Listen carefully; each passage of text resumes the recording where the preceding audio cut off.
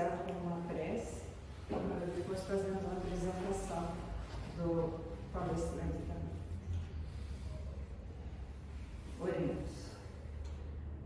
Deus nosso Pai, Criador, Jesus, nosso irmão, nosso Mestre, nesses instantes, Senhor, que nos reunimos aqui, junto aos Espíritos superiores que governam esta casa, a junta diretiva dessa casa, que possamos todos nós ter o nosso pensamento elevado e poder captar as forças necessárias para aqui alargar a nossa condição de entendimento e que possam estender essas forças ao nosso companheiro Wilson, que estará efetuando a palestra da noite, assim o auxiliando ainda mais para que todos nós tenhamos condições de guardar os ensinamentos e proporcionar reflexões aprofundadas agora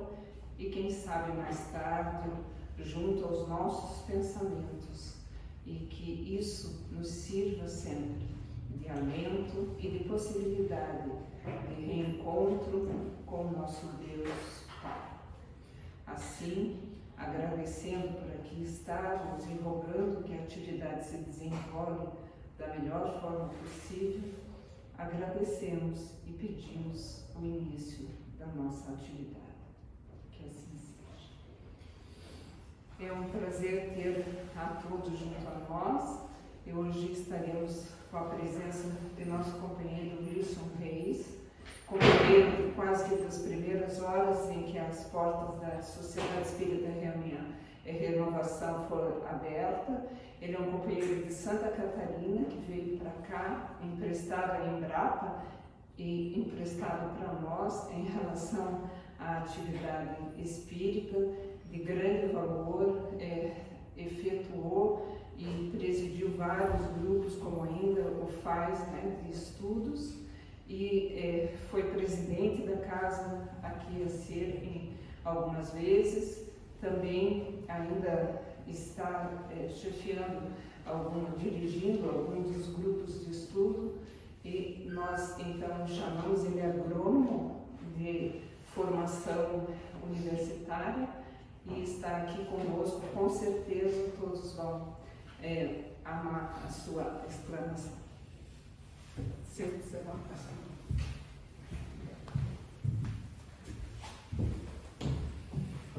Boa noite a todos. Que Deus nos abençoe e nos guarde em paz. Nossa tarefa, nossa missão é conversar sobre a vida social como a pedra de toque, como está escrito no livro Céu e Inferno, mas a pedra de toque no sentido de medida, a vida social como medida das boas ou das más qualidades do espírito. O que diz lá? Livro O Céu e o Inferno, no capítulo 3, item 8, diz lá assim: a encarnação é necessária ao duplo progresso moral e espiritual. Quer dizer, estarmos aqui, utilizando-nos do corpo físico, por uma existência toda que dure o que durar, ter o objetivo de progresso moral e intelectual. Pelo progresso intelectual, pela atividade obrigatória do trabalho. Então, não há como nós estarmos na Terra sem a gente se ocupar, sem o fazer. Durante o período da nossa existência como espíritos, em várias encarnações, portanto, a gente dá preferência, primazia pelo fazer. E dependendo da nossa ansiedade, ainda hoje, quando a gente já percebe que o nosso fazer já quase se transforma numa fuga, numa ocupação desenfreada, como se a gente não suportasse agora pensar no ser. E o fazer nos ocupa 100% do tempo, então a gente faz. a gente faz, principalmente quando a gente se ocupa da casa, né? Então sempre tem uma poeirinha para tirar em algum lugar, alguma coisa para colocar no lugar, sempre tem que pegar no pé de alguém porque tem alguma coisa fora do lugar e aquilo nos incomoda grandemente, mas tudo isso está no âmbito do fazer. Mas a gente veio para a Terra para desenvolver o ser. O fazer, ele é uma consequência do ser. Então, tudo aquilo que a gente fizer, já tendo percebido quem de fato a gente coloca o nosso ser no fazer. Não quer dizer que não seja importante tudo aquilo que a gente faz, mas a gente entra e sai de uma encarnação com muito pouco progresso se a gente não perceber quem de fato somos, o que estamos fazendo aqui, o que é esse princípio da vida, o que nos aguarda no futuro.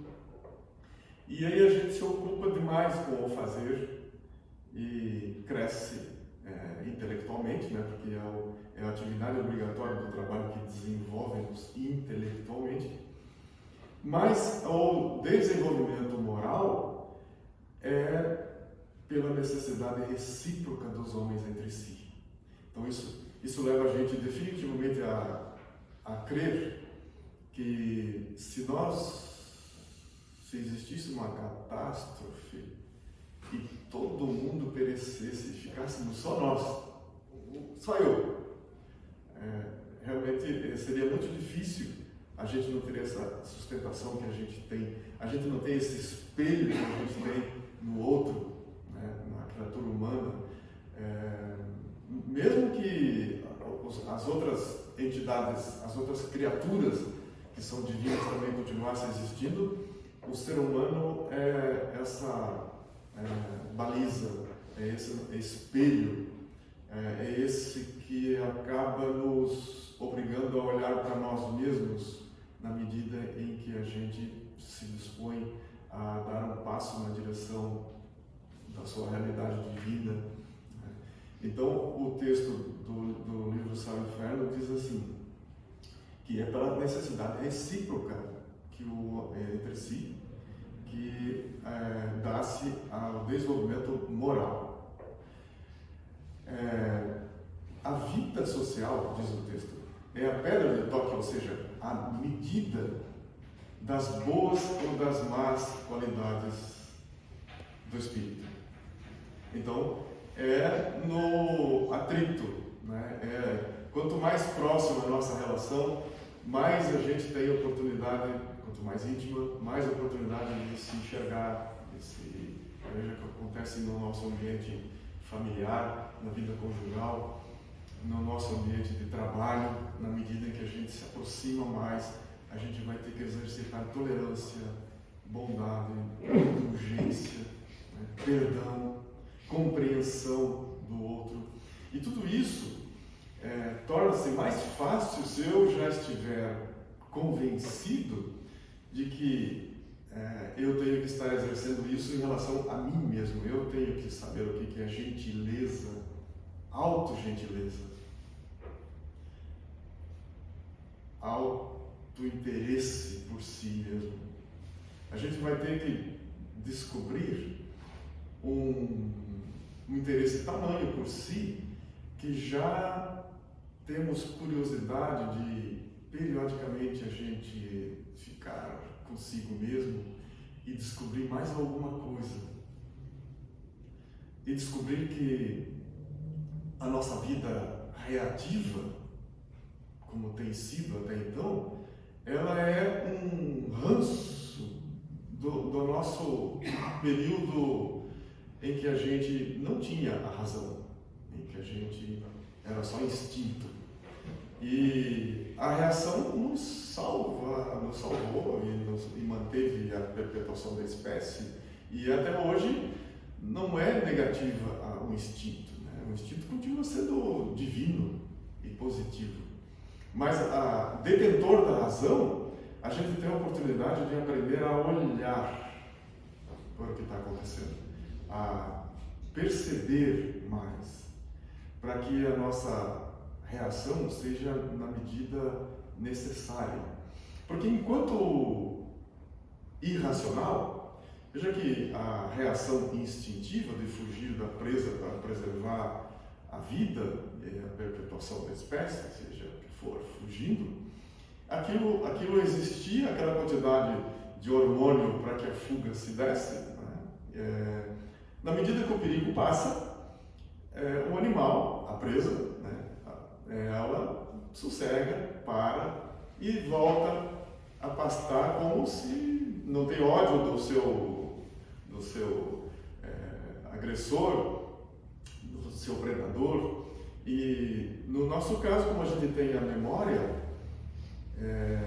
corremos o risco, se a gente não dedicar algum tempo para perceber o que é que está acontecendo em torno de nós, a gente vive como se o predador continuasse correndo atrás de nós 24 horas por dia e a gente não se dá conta de que transforma a nossa vida numa fuga o tempo todo, sem saber nem do que e nem por que a gente está fugindo.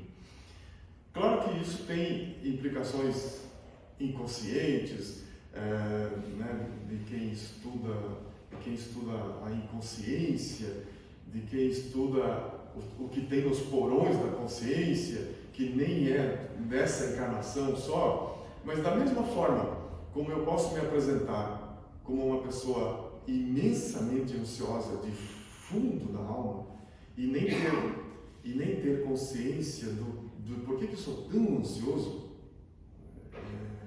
mas eu sou. Veja que todos nós conhecemos, quando não somos nós que estamos nessa situação, pessoas que estão conosco numa conversa qualquer de final de semana, numa reunião do trabalho, e que não param de mexer a perna, né, nervosamente.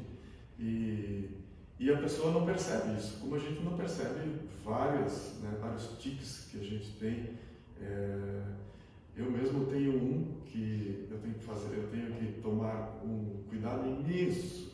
Só quando eu estou consciente, dizem, né, porque essas coisas as pessoas dizem e você acaba parando para ver se isso é verdade, que toda vez que eu coloco comida na boca, eu fecho os olhos. Se eu não estiver consciente, eu não vejo isso. Eu não vejo. Assim, eu posso ter outros tiques, né, que deve existir a sua razão, a sua explicação, mas eu queria me referir ao fato de que se eu não passar a prestar atenção, eu não me vejo nessa ou naquela conduta, atuação, mesmo que ela seja física, mesmo que ela seja notada pelas outras pessoas. Então, quando Marcos, no seu capítulo 17, ele recomenda que a gente aprenda a olhar, a vigiar e a orar, os outros evangelistas falam só do vigiar e orar. E ele recomenda olhai, vigiai e orai. Então, olhar está nesse cômputo de aprender a perceber. Se a gente não aprende a perceber, a parar para perceber o que temos em nós, em torno de nós, a nominar as nossas emoções, a reconhecer que emoção é essa, isso é raiva, isso é ciúme, o que eu estou sentindo agora?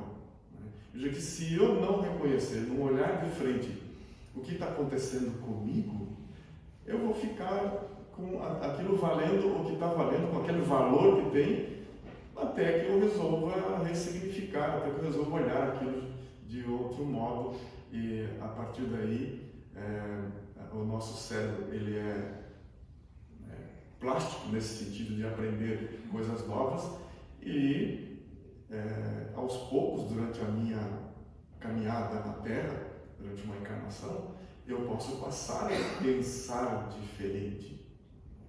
Para pensar diferente, eu vou ter que obrigatoriamente ter uma crença diferente. Tudo aquilo que a gente crê, de fato crê, a gente caminha naquele sentido, mesmo que não perceba. Veja que muitas das nossas crenças, elas se encontram de maneira inconsciente.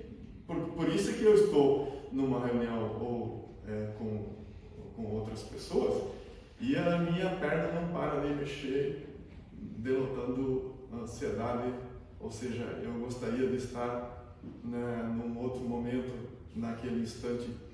Ou de fundo, a minha vida, ela tem alguma coisa desagradável, né? Toda vez que nós queremos fazer alguma coisa com muita pressa, é porque aquilo não é agradável. Porque como é que a gente chama de happy hour, né? Vamos para um happy hour. Se eu de fundo sou uma pessoa muito ansiosa e não sei por quê, que eu tenho que fazer as coisas com muita pressa, e não sei por quê, talvez grande parte da minha vida não seja tão agradável assim. Porque se eu transformar a minha vida em cada segundo agradável, no sentido de olhar para ela como um momento único, e o que é que eu tenho que aprender naquele instante, aí eu terei chance de transformar a minha existência em algo agradável. E, por consequência, eu não vou querer que o momento agradável termine assim tão depressa. Então, a nossa pressa, por mais que a gente não pense nisso, ela tem uma referência desagradável, algo que eu gostaria que passasse rápido e para eu poder fazer outra coisa. Claro que isso não é tão simples assim, mas de grosso modo, se eu já tenho acesso à minha realidade divina, se a gente tem essa sintonia com isso, se tem essa consciência, né? Seguramente a gente não vai olhar para o mundo como uma ameaça. Só que isso precisa desse olhar do Marcos, capítulo 17. Olhar, né? Olhar diferente. Da maneira como a gente olha para tudo que a gente olha, aquilo pode constituir ameaça ou não. E, a bem da verdade, o que seria ameaça se a gente se conscientizasse da nossa origem divina, do nosso potencial latente como espírito, e necessitando que a gente desenvolva esses potenciais, saia da ignorância aos poucos e conquiste essa confiança. Só que as religiões do mundo, quase que todas elas, conseguiram nos convencer que isso é algo que vai vir de fora para dentro, é algo que alguém vai nos conceder. E isso, nem o Cristo admitiu isso, porque quando ele diz a cada um segundo suas obras, ficou implícito que é esse movimento da alma. Então, toda vez que a gente vê nas passagens evangélicas alguém se referindo a ter recebido de Jesus alguma cura, alguma bênção, sem exceção, esse personagem foi ao encontro do Cristo, vai ao encontro do Cristo. Então, essa necessidade de sairmos de nossa vida complicada, achando que os bens terrenos são o que nos vai dar segurança.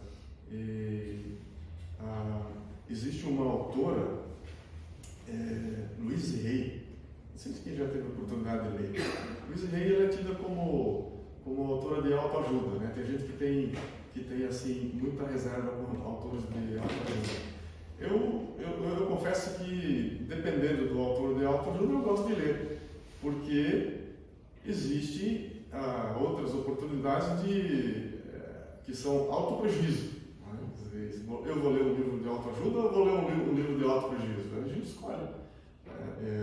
Naturalmente as coisas não são simples, assim, como muitos autores de autoajuda colocam.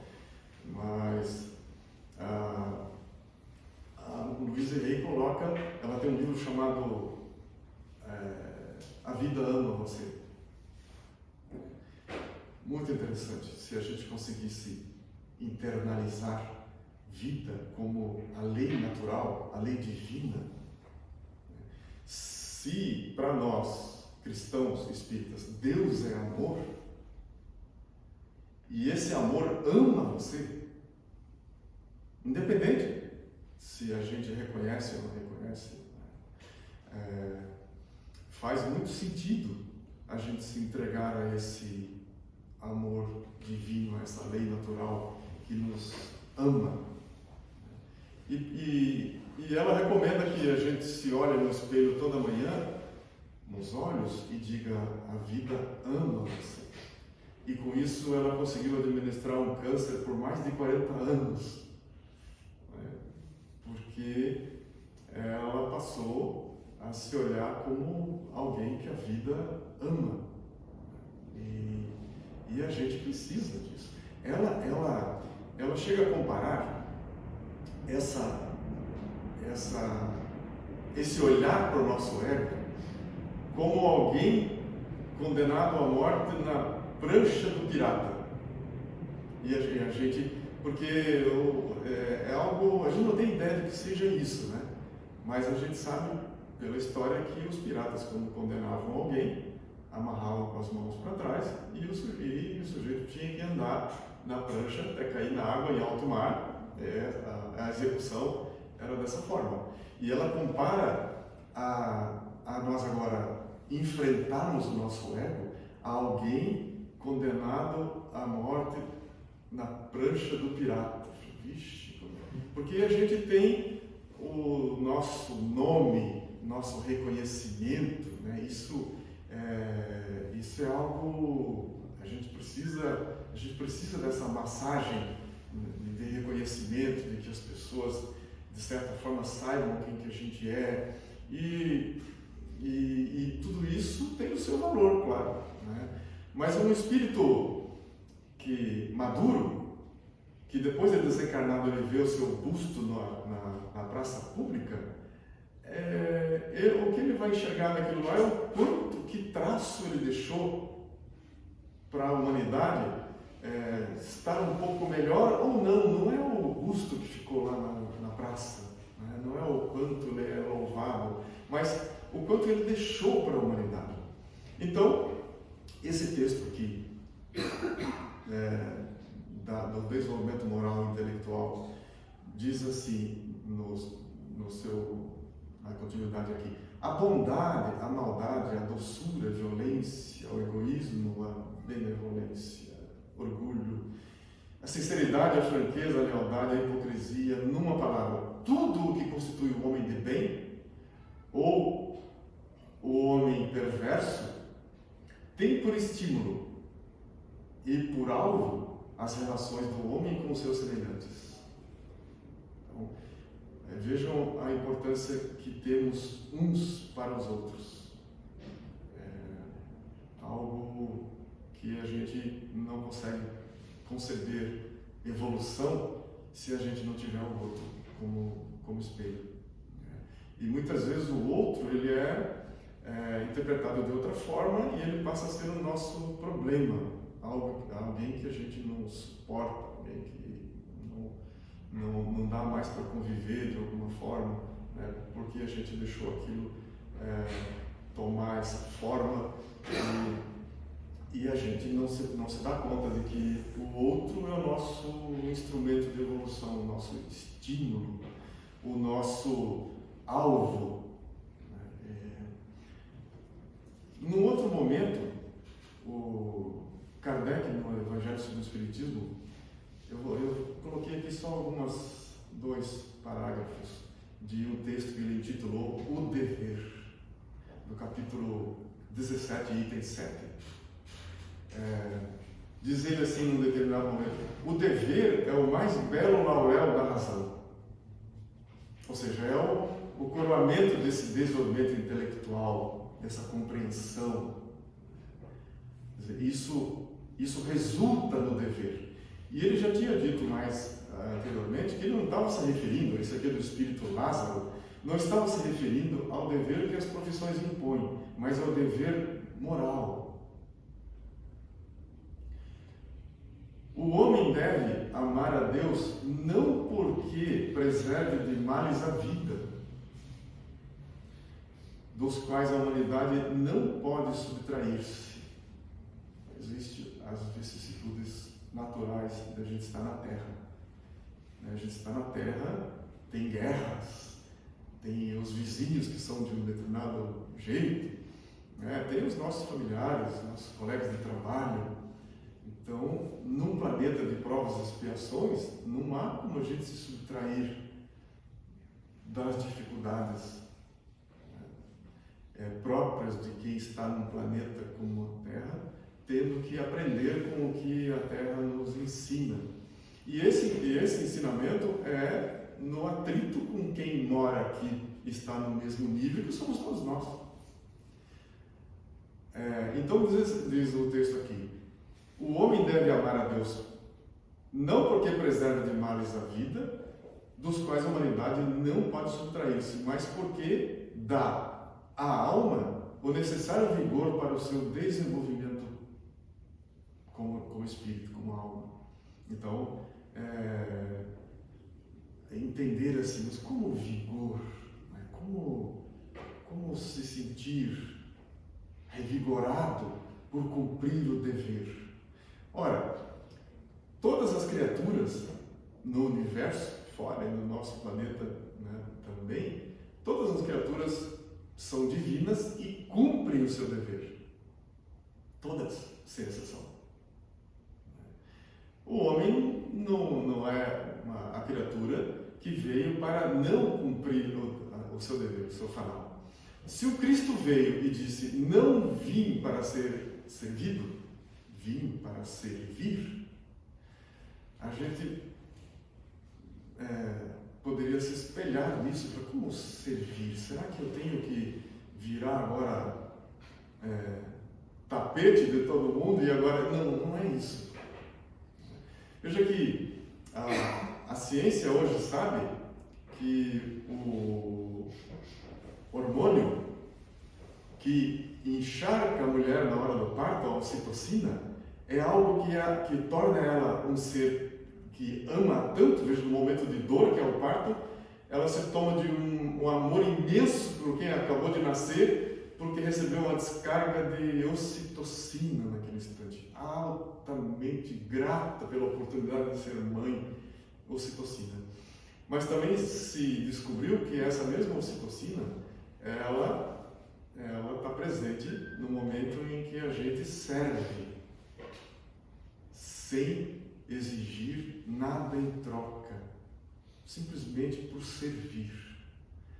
E o mais interessante é que se descobriu que não só quem serve, mas quem observa aquele que serve. A gente não faz assim quando a gente assiste um filme, ou está vendo um teatro, ou lendo um livro, e tem algo que toca a gente nesse campo de servir. Então, a ciência demonstrando que não só quem serve, mas quem observa servindo. E quem é alvo do serviço. Então veja aqui, por isso que Gandhi coloca em determinado momento que quando um homem se transforma, arrasta multidões. Porque se eu já percebi o quanto de felicidade jorra em mim no momento em que eu sirvo com total desinteresse, e aí quem está observando aquilo também recebe uma descarga de ocitocina, e quem o alvo disso também, desse meu serviço, veja o quanto que isso toca as pessoas. Mas a recíproca é verdadeira. Quando a gente vê alguém tratando mal outra pessoa, a gente também toma partido, se enche de ódio e a gente também multiplica aquela nossa postura equivocada. Então, O dever, como o mais belo laurel da razão, faz todo sentido desde que a gente tenha usado esse olhar para o que realmente está acontecendo. O que é que tem feito comigo? E eu posso, ao longo do dia, se necessário, até anotar que tipo de emoções me tomam, desde que a gente levanta. Que pensamentos chegam, que emoções agora eu sinto quando pensei em tal coisa, isso é atenção, isso é no âmbito do olhar, aprender a olhar.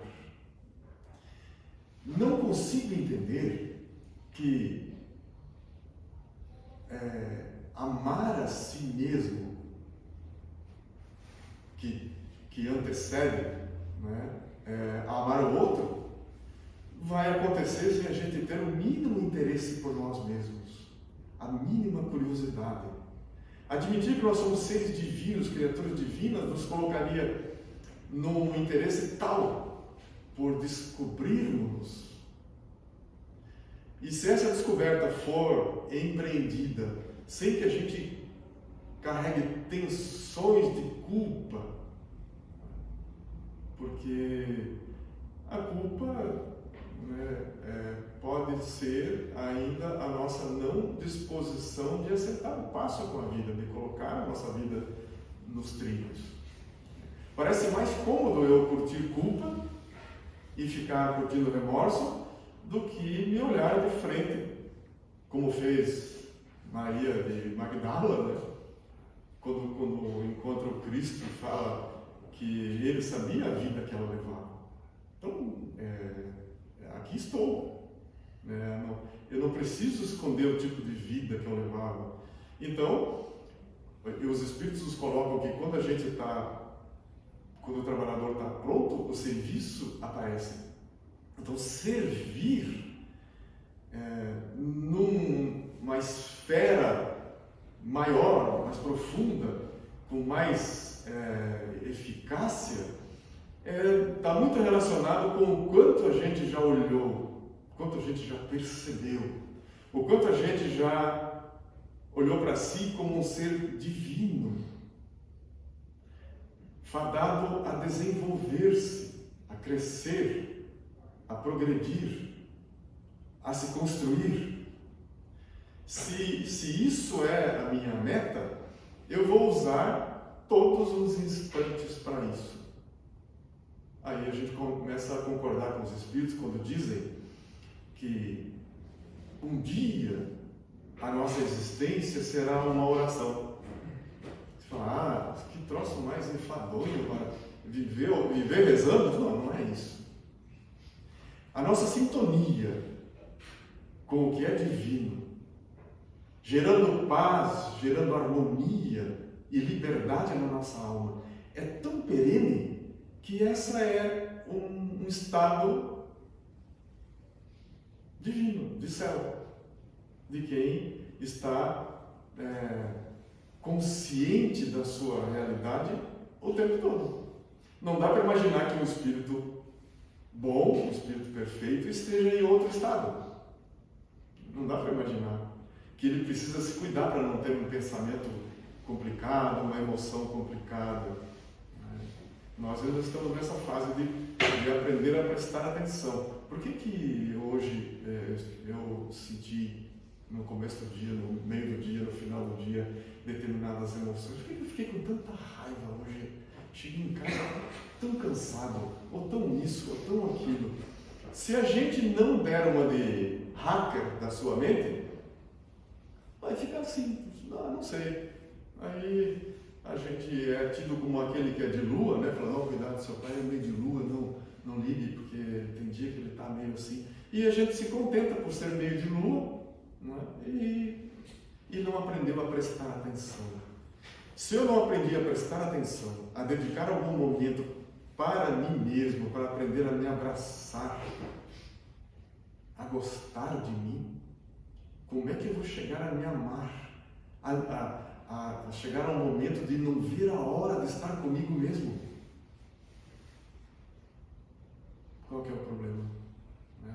se a gente é divino, deverá ser muito prazeroso estar com alguém de origem divina. Mas eu sou um espírito imperfeito. Não. A gente está um espírito imperfeito. Não usemos isso como bengala para permanecermos e os outros que nos aguentem porque eu sou um espírito imperfeito. Não. A gente está. E está porque ainda tem o que caminhar.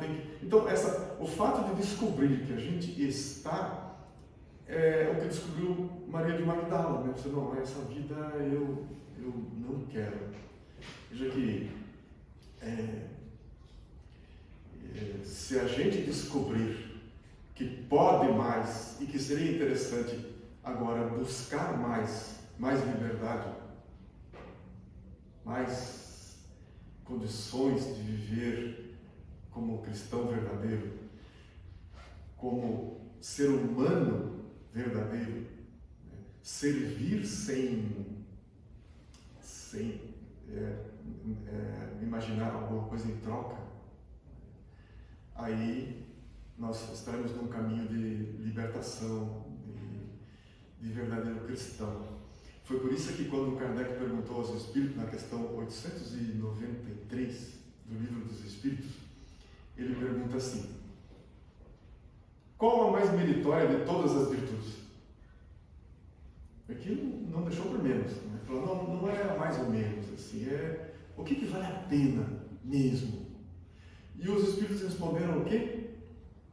Que todas as virtudes têm seu mérito, porque indicam progresso na senda do bem. Todas. A virtude, até aí a gente parece que ficou na mesma, né? Todas as virtudes têm seu mérito, porque indicam progresso na senda do bem.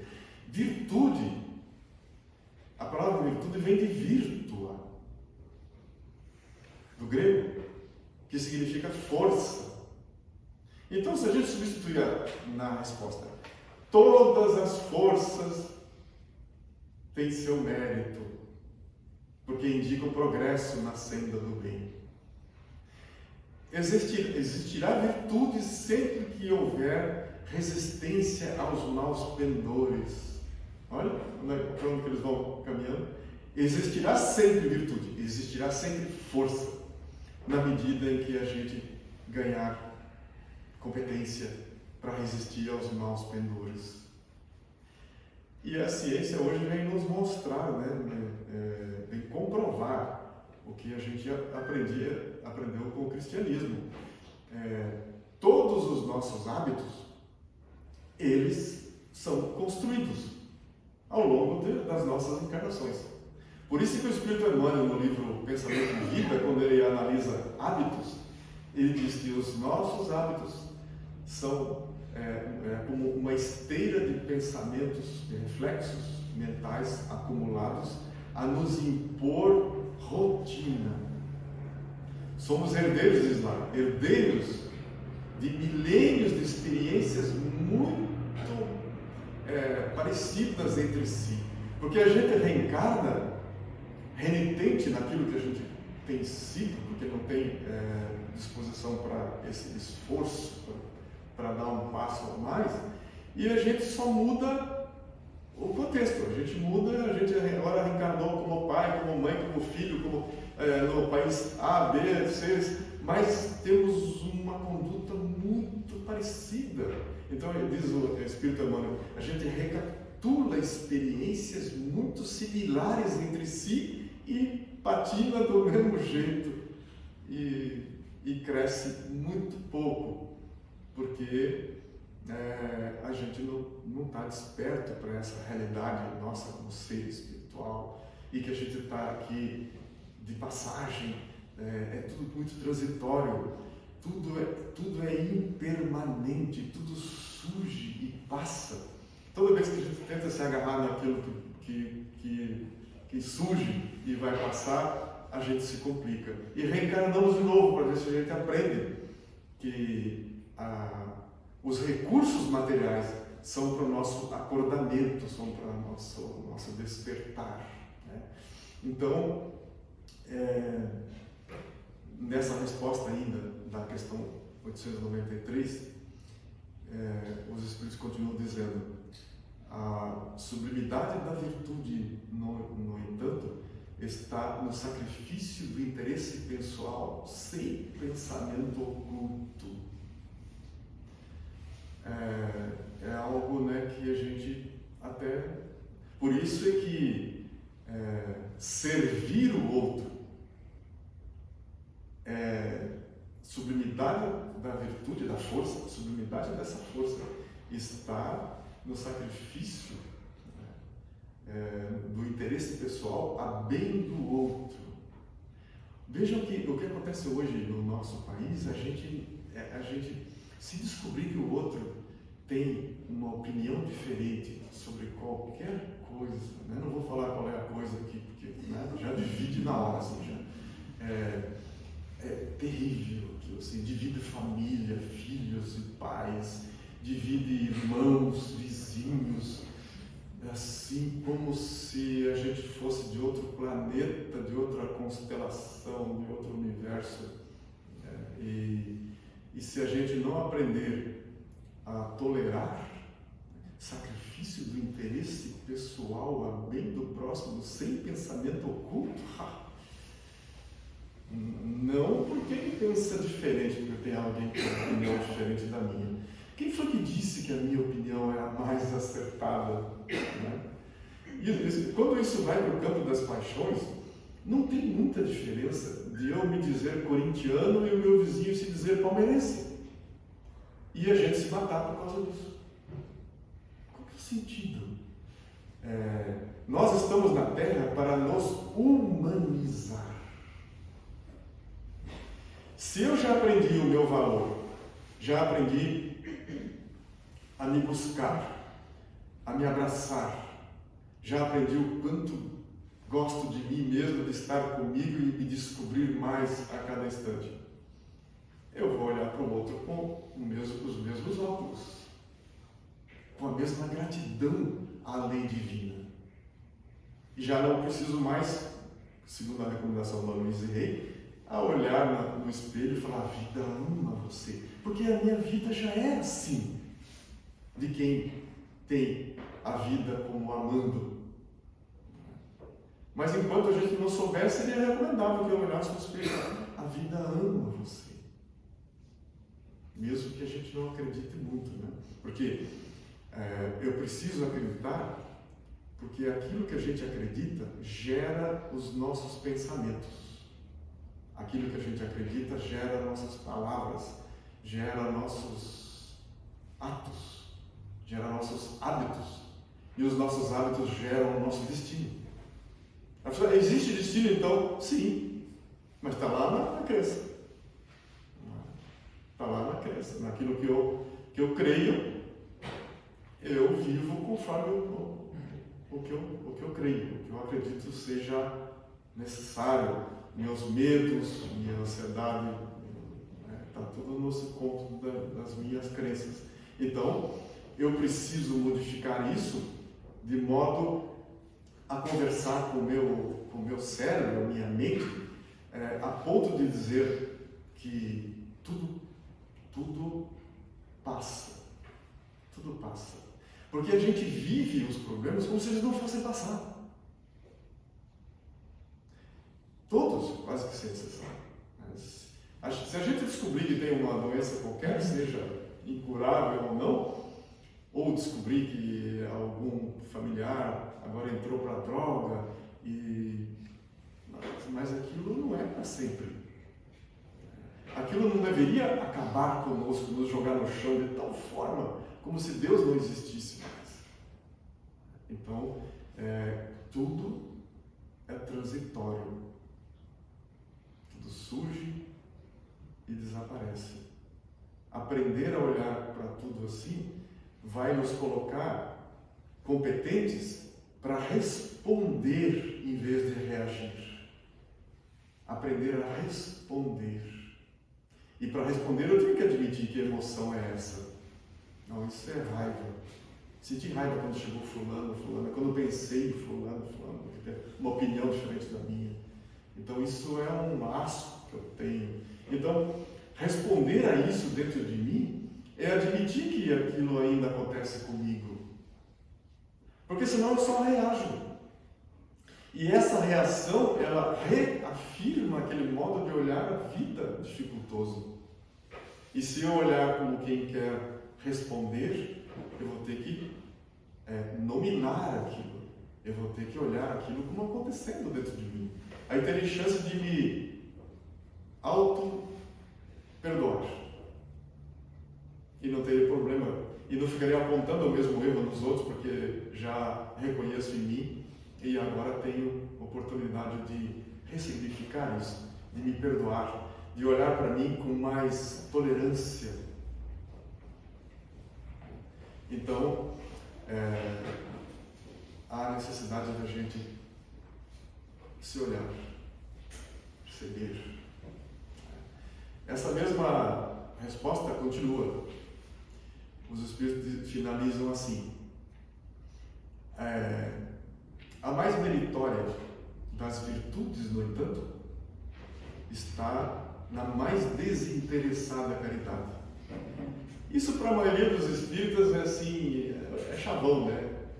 Garanto que muitos que estudam aqui, antes que eu falasse a frase, já sabiam o final dela. Mas, peraí, o que foi dito mesmo?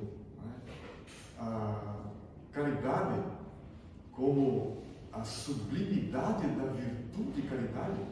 Como Kardec não era fácil, né, ele não ficou satisfeito com isso, porque podia ficar assim, mesmo, caridade. Ele já tinha falado que caridade era a bandeira do Espiritismo.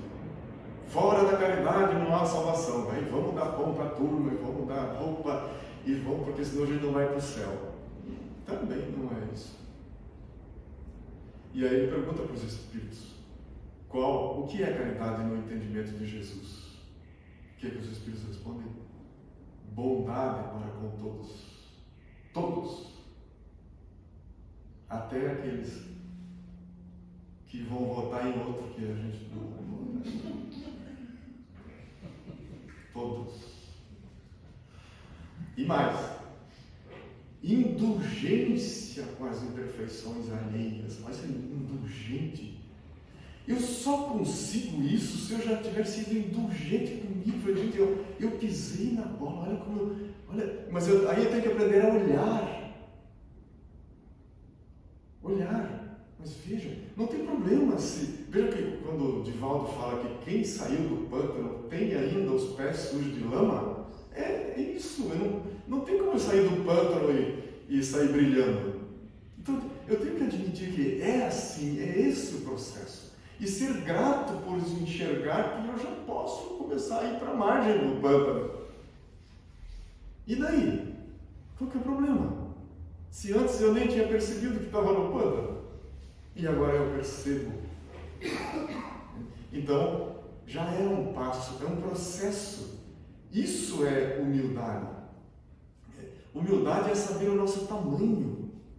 Quando a gente não sabe, a gente fica com humildose, né? Tomara que não descubram que eu ainda tenho os pés sujos de lama. E daí? Então a gente precisa ser dessa sinceridade. Bondade para consigo mesmo, senão eu não sou bom para ninguém. Eu fico cobrando dos outros. E a vigilância lá do evangelista fica sendo olhar a vida do outro, fica sendo vigiar o outro se ele, né, pode ser uma ameaça para a gente, ou chamar a atenção para ele porque a gente não está querendo fazer alguma coisa diferente. Então, bondade para com todos, só quando a gente estiver exercendo isso comigo. Gostar de mim a esse ponto. Porque a gente só pode dar o que tem. Não conseguimos dar o que a gente não tem. Então eu tenho que gerar essa bondade. Então aprender a olhar, a parar para observar, é o primeiro passo. Indulgência com as imperfeições alheias, perdão das ofensas. Que isso não sirva de gerador de tensão na nossa alma, né? Porque a gente seguidamente, quando se tem notícia dos conceitos de virtude, a gente pensa assim, nossa, mas eu estou muito longe de tudo isso. Também não é verdade, né? Porque vocês devem ter recebido esse vídeo da ocitocina aí, que fala do fato da pessoa receber descargas de ocitocina quando no momento do parto, né, a mulher. Esse mesmo pessoa conta que de um personagem que num determinado momento estava numa cidade, num hotel, e desceu para tomar um café, e no local do café ele viu chegando 3 senhoras que foram lá para fazer a mesma coisa, sentaram, e uma das senhoras lembrou muito a mãe dele, que tinha desencarnado há 10 anos. E ele se tomou de uma saudade da mãe e não se aguentou. Ele pensou assim, eu estaria tomando um café com a minha mãe aqui. E aí ele se levantou e falou, bom, eu vou arriscar. Foi lá, se aproximou das 3 senhoras e falou assim, desculpe, é que faz 10 anos que a minha mãe faleceu. E vocês lembraram muito a minha mãe quando vocês entraram. Posso pagar o café de vocês? Quando ele disse isso, uma das senhoras, a que mais parecia com a mãe dele, levantou, deu a volta por trás e disse para ele, meu filho faz 1 semana que morreu. Aí os dois se abraçaram. E o que acontece na nossa intimidade agora é descarga de ocitocina. A emoção que a gente se toma é essa descarga desse hormônio. E isso prova que a gente existe para servir. É incrível que no momento que a gente não tem que pensar muito, quando você vê, você está servindo, você está ajudando. Se você está andando ali e cai alguém com um ataque epilético, você não vira as costas e fala, não é comigo. Não faz. Se você não é médico, alguma coisa você quer fazer. Você tira ali para não ser atropelado, alguma coisa você se sente no ímpeto de fazer. Mostrando que a gente existe para servir. É isso que nos dá alegria. E se esse servir, essa força que existe em nós, ela for sem pensamento oculto e disser respeito ao sacrifício do interesse pessoal, porque naquele momento qual é o interesse que eu tenho? Alguém caiu com um ataque epilético na minha frente, não tem nenhum interesse, a não ser servir. Sem perguntar o nome, sem, enfim, servir. Assim como fazem todas as criaturas do universo, servem ao Criador. Porque esse Criador, ele sempre existiu da forma que existe, né? Se Deus é eterno, ele sempre foi tudo isso que a gente concebe como sendo o Criador. Presente em tudo. Então eu posso olhar para qualquer quadro da natureza e ver ali a manifestação divina. Nada me impede disso. Pelo contrário, aonde a gente for, há a manifestação divina presente nas cores, na arquitetura das plantas, no perfume, nos outros seres vivos, pássaros, insetos, nas criaturas humanas. Veja que todas as criaturas humanas, mesmo aqueles, que vão votar em outro candidato que não o nosso, aqueles são criaturas divinas. Divinas. Então, vale a pena a gente fazer essa retrospectiva e não se entregar a colocar mais lenha na atmosfera, né? Mais lenha na fogueira, e como se a gente fosse o único ser certo do planeta. Né? Com certeza, se a gente pudesse olhar de mais distante tudo, como veem os espíritos que já se desenvolveram mais que nós, ele veria a gente brigando por pirulitos que não tem sentido mais. Né? E, na verdade, a gente vai, com o crescimento, deixando de ter esses litígios por coisas pequenas, e na medida que a gente for crescendo, nossa encrenca vai sendo num outro nível, até que a gente olha de tão alto que agora nos aproximamos uns dos outros nesse cume, né, dessa pirâmide que é o desenvolvimento humano, mais próximos uns dos outros, a ponto de a gente sentir amor incondicional, fraternal, independente se o outro tem um jeito infantil de entender a vida. Uma que no nosso nível, não sei o quanto o meu é infantil, né? Com certeza a gente está dando os primeiros passos para entender-se e entender a vida. Então, no mínimo, gratidão por a gente se encontrar na Terra nesse momento de ebulição, de Covid-19, de candidatos A, B, C, de um mundo. Veja que estar na Terra num momento com tantos chamamentos para a gente ferver, né? E nós olharmos para tudo isso querendo entender, querendo aprender a responder e não reagir, simplesmente responder. E esse responder é muito interessante, porque vejam, as criaturas mais íntimas da nossa existência são as que a gente às vezes mais pega no pé. Já notaram isso? A gente não perdoa menos daqueles que são mais íntimos da gente. Se a gente aprender a responder, isso diz respeito a uma consciência do que eu estou sentindo naquele instante. Responder de maneira amável, mesmo que o outro pergunte pela segunda vez, pela terceira. Responder é o contrário de reagir. Reagir é você. É surdo?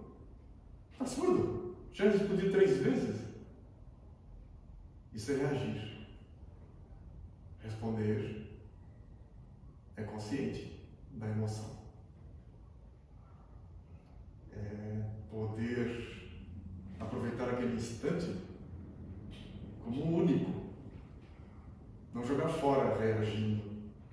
Porque ao reagir, não só jogo fora aquele momento, mas eu reafirmo a minha maneira complicada de ver o mundo e de ver a mim mesmo. Poderia ter alguma descarga de ocitocina se eu for mulher e tiver um parto. E olha lá, né? Tem suas exceções também. Mas assim, por livre, espontânea vontade, a gente buscar servir. E o mais interessante disso é que, para chegar a esse nível de servir ao outro, eu já teria que estar me servindo. A vida já vai ter que já estar valendo tanto a pena que eu não abro mão de mim mais, de me descobrir mais, de me buscar mais. Maria de Magdala, quando Jesus foi crucificado, ela já tinha aprendido que ela não dependia de religião nenhuma, de apóstolo nenhum, porque ela era mulher e eles não viam ela com tão bons olhos assim. Na época era mais complicado do que hoje até. E ela seguiu. Mas tamanha era assim, o ensinamento que ela absorveu, que ela percebeu que era ela e a missão dela, que ela ia prestar contas, não era para nenhum discípulo, para nenhuma religião, não, era essa fidelidade a Deus, essa lealdade à lei divina. Esse é o nosso melhor porto seguro.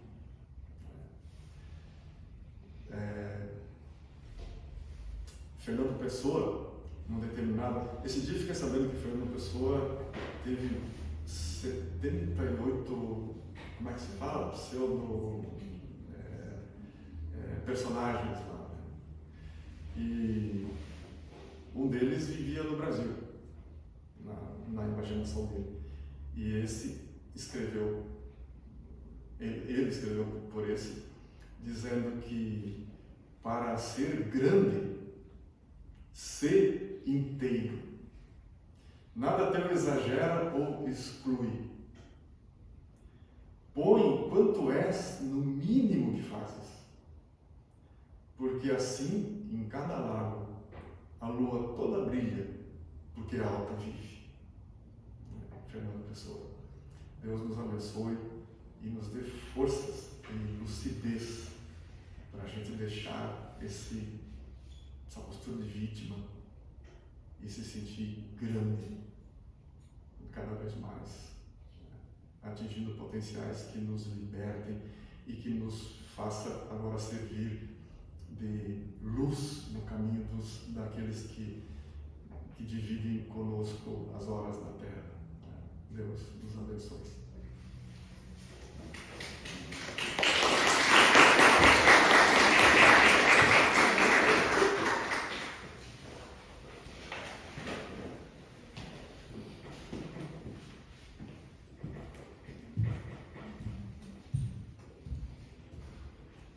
Tenho certeza que ninguém se arrependeu, né, de estar aqui nesse instante, desfrutando sem dúvida nenhuma da grandiosidade, né, de que somos nós, desde que a gente se empenhe em nos descobrir e melhorar.